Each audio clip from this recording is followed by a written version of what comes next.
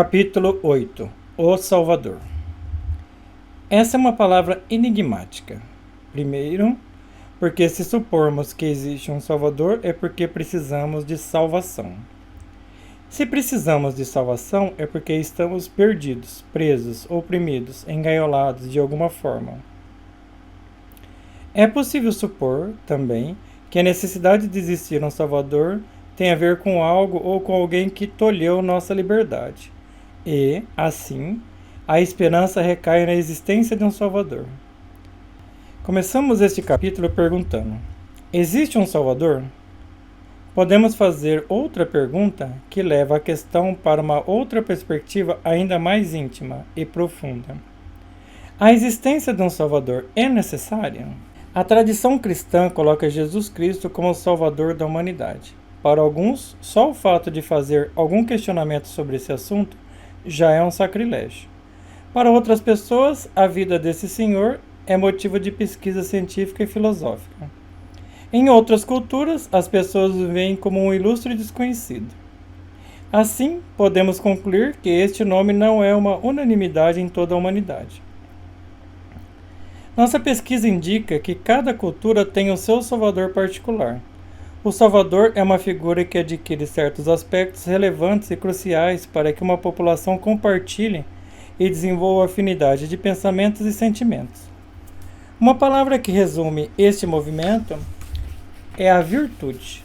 Assim, respondemos à segunda pergunta do início do capítulo. Salvador é uma figura necessária para populações humanas que necessitam desenvolver virtudes baseadas em um modelo externo, idealizado. Cada cultura criou seu Salvador com o objetivo de indicar um caminho na busca espiritual. Portanto, ele é um modelo a seguir. O Salvador é aquele que encontra seu destino final, se une ao Espírito, ao Sagrado, aquilo que foge aos padrões convencionais humanos, se torna uno com Deus, porém, permanece humano ao mesmo tempo. Une aspectos do que vemos como material com aquilo que interpretamos como espiritual. É um humano, homem ou mulher, completo, realizado, divinizado. Na cultura egípcia, por exemplo, vemos a figura mitológica de Horus, o homem-deus nascido de Osíris e Ísis, que mata Sete, irmão do seu pai. Assim como Horus personifica a figura das virtudes, pois carrega em suas mãos os símbolos da vida, da morte e da fertilidade, Sete, por sua vez, representa o inverso, a maldade, a perversidade, a vaidade, etc. A mitologia egípcia nos mostra que para Horus tornar-se rei do Egito, foi necessário eliminar seus aspectos negativos, inferiores, mesquinhos, os chamados demônios vermelhos de Sete, e como consequência desenvolver suas virtudes. A cultura egípcia representa este momento como a fusão de Horus com Ra, o deus Sol. Uma conclusão óbvia é que o Salvador egípcio é um representante solar entre os humanos, portanto, um homem-deus iluminado. Outra conclusão óbvia que esta cultura nos apresenta é que Deus ou a divindade precisa de um ser humano para sua manifestação. Conclusão: o que chamamos de espiritual, divino, transcendente, pode atuar entre humanos, desde que existam humanos preparados para receber tal vibração. Mesmo não levando o título de Salvador, Buda, o Sr. Siddhartha Gautama, percorreu um caminho similar. Sabemos que o termo Buda quer dizer o iluminado, e não é uma atribuição específica ao Sr. Gautama, mas pode designar qualquer pessoa que chegue ao estado de iluminação plena. Ou seja, fique livre das ilusões desse mundo. Segundo a tradição budista, o Sr. Gautama, após dias de jejum, em um estado de meditação profunda, enfrentou Mara, um demônio perverso, sentado embaixo de uma árvore chamada Bodhi. Por fim, Buda vence o demônio Mara, ao eliminar do seu interior aspectos negativos, inferiores, conquistando assim a iluminação interior. Em uma análise simples, aquele que se salva torna-se um salvador. Ao salvar a si mesmo, o indivíduo torna-se um iluminado. alguém que tem luz própria, uma estrela, um sol, entre seus semelhantes. Para os astecas, o Salvador é Quetzalcoatl, Deus da sabedoria, da vida, do conhecimento, do alvorecer, do padrão, da fertilidade, dos ventos e da luz. O governador do oeste. Esse nome aparece também em outras culturas mesoamericanas, tais como Tolteca, Maia, Olmeca.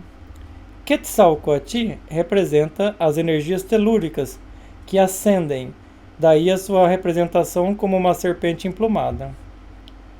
Nesse sentido, representa a vida, a abundância da vegetação, o alimento físico e o espiritual para o povo que o cultua, ou o indivíduo que tenta uma ascensão espiritual.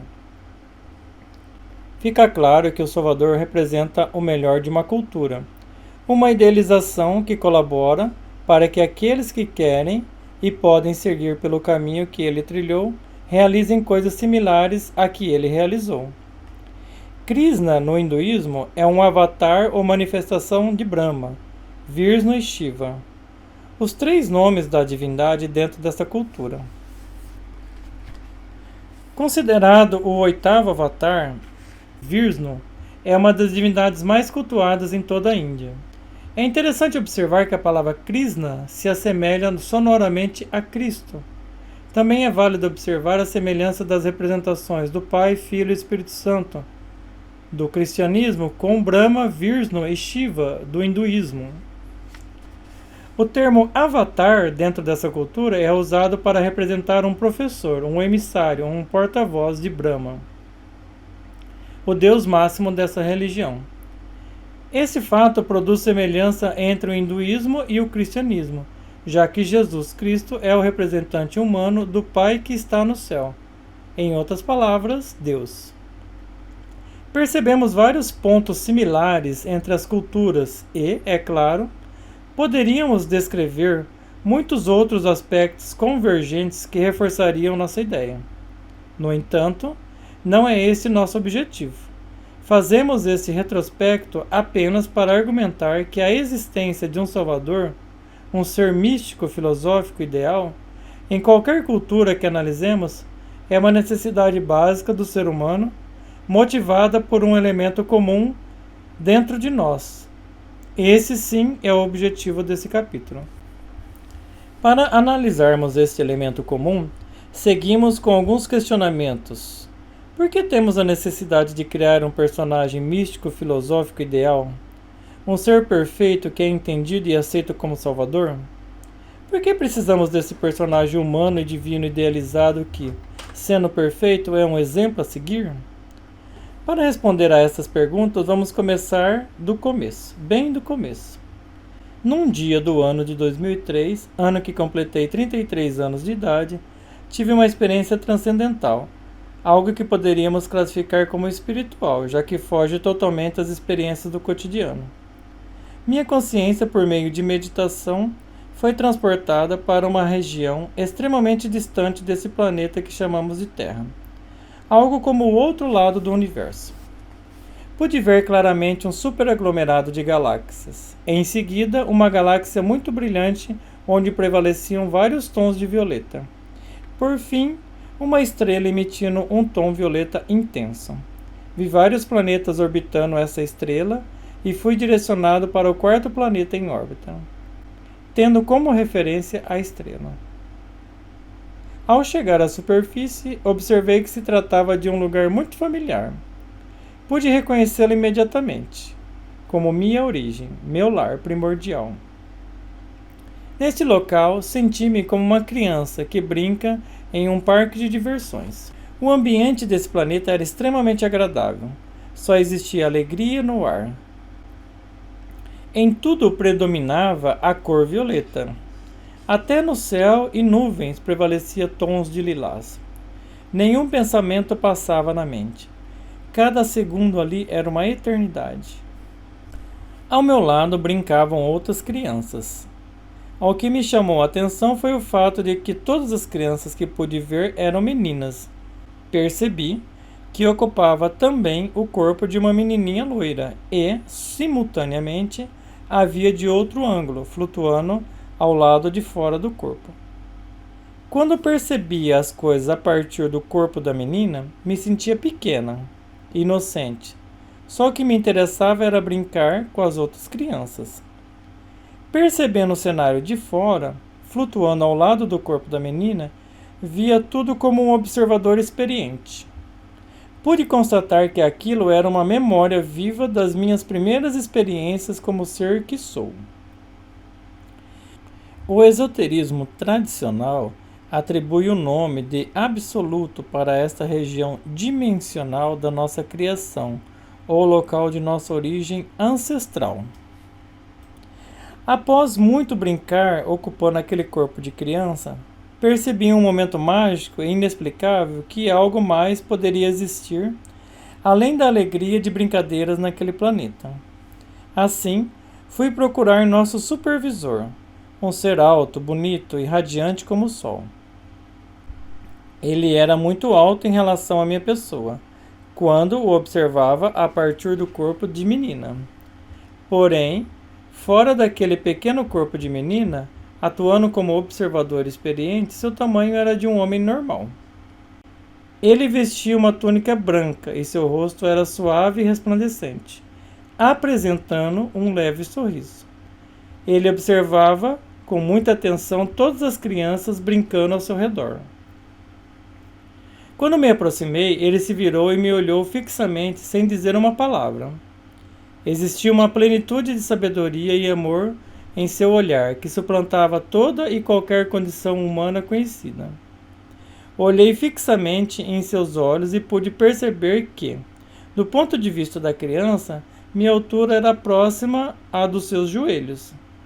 Pude deduzir, como observador da cena, que aquele corpo de menina tinha aproximadamente 3 anos de idade, se adotássemos o nosso padrão humano como referência.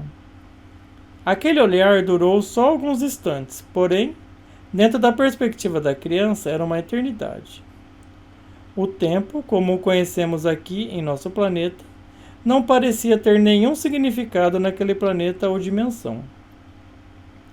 Então aquela menina fez a grande pergunta: é só isso que existe? Percebi, depois de uma estada de muitas brincadeiras, diversão e alegrias infinitas naquele espaço, aparentemente fora do tempo, que aquela menina desperta a consciência para algo novo, algo como acordar para uma nova realidade. Ou seja, investigar o que existe além do que é observável e sensível naquele ambiente que ela se encontra. O ser que a supervisiona, percebendo este diferencial, descortina um universo de possibilidades. Percebo que o céu daquele planeta, que resplandecia em um tom lilás bem claro, se transforma rapidamente em uma visão de uma noite estrelada. Pude perceber e sentir infinitas possibilidades de novas experiências em cada uma daquelas estrelas. As estrelas literalmente me convidavam para conhecê-las. Enquanto as outras crianças brincavam como se nada tivesse acontecendo, eu, naquela pequenina forma, contemplava a vastidão do universo à minha frente. Como observador fora do corpo, pude evidenciar meu próprio despertar existencial. Antes de procurar o supervisor e fazer aquela pergunta, nada mudava naquele cenário. Só o que existia eram brincadeiras, alegria e felicidade eterna. Porém, quando fiz a pergunta, foi um momento mágico e inexplicável, em que olhei para mim mesmo como ser que sou e adquiri consciência de mim mesmo. Antes, existia, mas não tinha consciência da minha própria individualidade. Era como uma gota de água no oceano. Ao despertar, me tornei um indivíduo. Neste momento surge a consciência eu sou. Cheguei à conclusão de que o absoluto é, portanto, o local de nascimento e amadurecimento das essências, até que elas despertem para algo mais, para a individualidade, para o eu sou o que eu sou. O ser que chamo aqui de supervisor esboçou um leve sorriso, estendeu o braço para o céu estrelado e disse: Escolha! Olhei atentamente para as estrelas do céu e vi cores, padrões de vibração, sentimentos e pensamentos, enormes possibilidades de experiência. As estrelas me chamavam de forma similar a uma mãe que abre os braços para a filha e diz: Vem, minha criança, eu lhe acolho com todo o meu amor. Contemplei esse momento em estado de graça, e uma estrela brilhou mais forte, formando um feixe de luz entre nós. Respondi ao supervisor apontando o dedo na direção do facho de luz. Aquela! Imediatamente entrei no facho de luz e viajei até a estrela, que me ofereceu um lar para a minha próxima etapa de desenvolvimento. Agora era um indivíduo, um ser consciente de mim mesmo, porém ainda era uma criança. Percebi que poderia ficar um período aprendendo naquela estrela e depois ir para outra, e assim vasculhar o universo. Percebi que este era o sentido primordial do despertar: adquirir conhecimento, experiência, sabedoria, poder, desenvolver-se em todos os sentidos. Pois bem, esse é o primeiro presente do Criador para nós, criaturas. Aquele a quem chamamos Deus, Pai, Criador, Espírito, Mônada, de fato o nome não importa. Nos presenteia com a capacidade de conhecer toda a sua criação e ser como ele é. E mais, de se tornar um só ser com ele. Como crianças que somos, ao sair do absoluto, a maternidade cósmica das essências, não temos experiência para saber que caminho percorrer para chegar a este objetivo. Ser como Deus, ser um com Ele, ser Ele. Então, diante da nossa infantil inexperiência, criamos a figura do Salvador, o nosso guia espiritual, aquele que nos conduz durante todas as infinitas experiências dentro desse vasto universo e que, inevitavelmente, proporciona um retorno ao lar, ao absoluto. Como observador experiente, vendo, sentindo, vivendo e revivendo todas essas cenas extraordinárias, me vi nos olhos do supervisor, o ser que cuida das crianças essências na maternidade cósmica. E lá estava eu, vivendo como supervisor. Portanto, nós somos aquele que descortina o universo e oferece infinitas possibilidades de experiência. E somos, ao mesmo tempo, a criança essência que sai em sua jornada rumo ao desconhecido. A criança essência cria a figura do Salvador, para que ela saiba como retornar ao seu verdadeiro lar quando se sentir perdida, sozinha, desamparada, supostamente esquecida pelo Criador. Algo totalmente impossível de acontecer de fato, porém, nesse planeta em especial, a nossa Terra, é a lição a ser aprendida, a experiência a ser vivida. A experiência aqui proposta pelo nosso planeta Terra, sob a supervisão e determinação da nossa estrela, o Sol, é se despir de toda espiritualidade e ir ao ponto mais fundo da materialidade. Esse processo funciona como uma mola, um elástico, que, esticado ao limite, produz o retorno. O processo acontece de forma tão intensa que projeta a nossa consciência dos níveis mais profundos da materialidade para os níveis mais altos da espiritualidade. Assim retornamos ao lar, ao absoluto, e contemplamos a nós mesmos como criadores e criaturas. Nesse precioso momento, a figura do Salvador se desfaz, pois cumpriu seu papel, realizou magnificamente o seu propósito. Nós nos tornamos um, não há separação. De fato, nunca houve e nunca haverá. Aquilo que parecia tão real, a ilusão criada de que nós somos indivíduos separados do Criador, se desfaz totalmente, e voltamos a nos sentir como a criança primordial. Tudo é belo, divertido, só existe alegria. Esse retorno ao lar nos fortalece e nos capacita para uma nova etapa da experiência terrestre, a eliminação da ilusão chamada elemento denso ou ego. O elemento denso em uma visão simples é um feixe de memórias nas quais nos sentimos apartados do Criador. Uma ilusão do tempo, fortalecida pela experiência terrestre. Como já vivemos milhões de anos dentro dessa ilusão, estamos programados para agir e reagir de acordo com essa condição. Podemos observar na literatura atribuída aos grandes mestres espirituais da nossa história que é consenso a necessidade de mudar, renascer, transformar-se para elevar-se espiritualmente.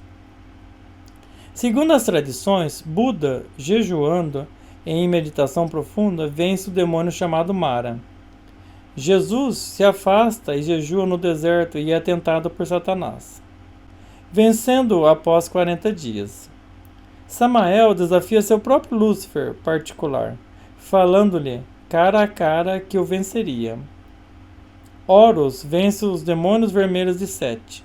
Hércules realiza os 12 trabalhos, uma clara analogia às proezas realizadas em nosso interior, quando nos propomos a percorrer este caminho. Jason, também herói grego, sai com os argonautas em busca do velo de ouro, rica alusão às virtudes e poderes do ser, do divino. Nossa história é rica em personagens que precisaram se reinventar, renascer, percorrer caminhos perigosos, realizar proezas em suas buscas espirituais, característica atribuída ao Salvador, ao Libertador. Concluímos esse capítulo ressaltando que a figura do Salvador é de extrema importância. Esse arquétipo da perfeição nos conduz inevitavelmente ao nosso lar primordial, nossa origem essencial. Porém, ao viver e reviver em nosso íntimo a experiência da integração com o nós mesmos, percebemos que a figura do seu Salvador deixa de ser algo externo e passa a ser algo íntimo, interno, nosso. Nós somos o Salvador de nós mesmos. Por fim, concluímos que a experiência terrestre nos torna mestre de nós mesmos, sábios de todo o processo e potencializados pela experiência. Descobrimos que tudo o que vivemos foi cuidadosamente planejado, elaborado e criado para que percebamos a ilusão da separação, a ilusão do eu, que, como descrevemos antes, começa e termina na maternidade cósmica, o absoluto.